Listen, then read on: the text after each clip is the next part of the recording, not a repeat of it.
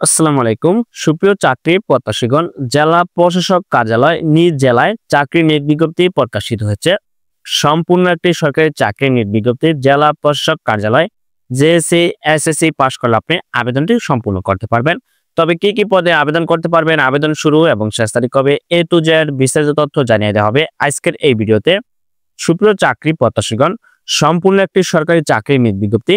গণপ্রজাতন্ত্রী বাংলাদেশ সরকার জেলা প্রশাসকের কার্যালয় মেহেরপুর নিয়োগ বিজ্ঞপ্তি প্রকাশিত হয়েছে।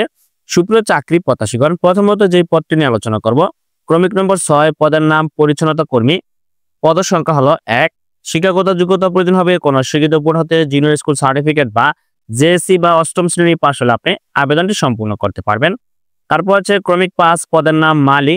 পদ সংখ্যা হলো 1। শিক্ষাগত যোগ্যতা প্রয়োজন হবে জুনিয়র স্কুল সার্টিফিকেট বা অষ্টম শ্রেণী পাশ হলে আপনি আবেদনটি সম্পূর্ণ করতে পারবেন। তারপর আছে ক্রমিক নম্বর 4, পদের নাম বেয়ারার। পদ সংখ্যা হলো 1।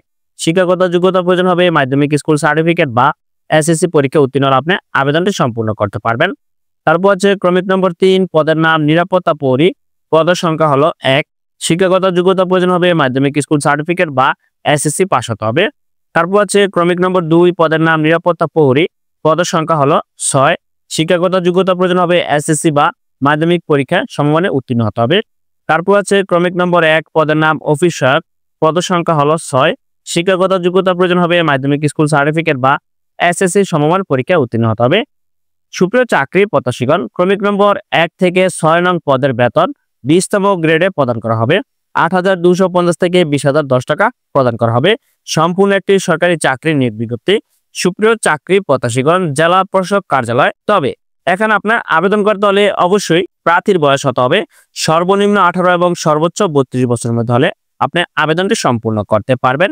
তবে আবেদন শুরু এবং শেষ তারিখ কবে এবং কিভাবে আবেদনটি সম্পূর্ণ করতে পারবেন তা এখন জানিয়ে দিব।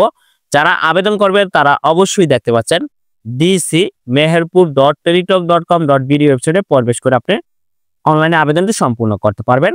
তবে অনলাইনে আবেদন শুরুর তারিখ 19/2/2025 খ্রিস্টাব্দ সকাল 10 ঘটিকা হতে এবং অনলাইনে আবেদনপত্র জমা দানের শেষ তারিখ 20/3/2025 খ্রিস্টাব্দ বিকাল 5টা পর্যন্ত।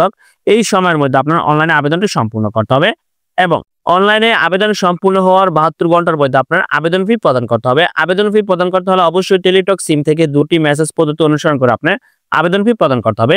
সেক্ষেত্রে প্রথমত টেলিটক সিমে মেসেজ অপশনে গিয়ে টাইপ করতে হবে DC Meherpur space user ID লিখে সেন্ড করতে হবে 6322 নম্বরে।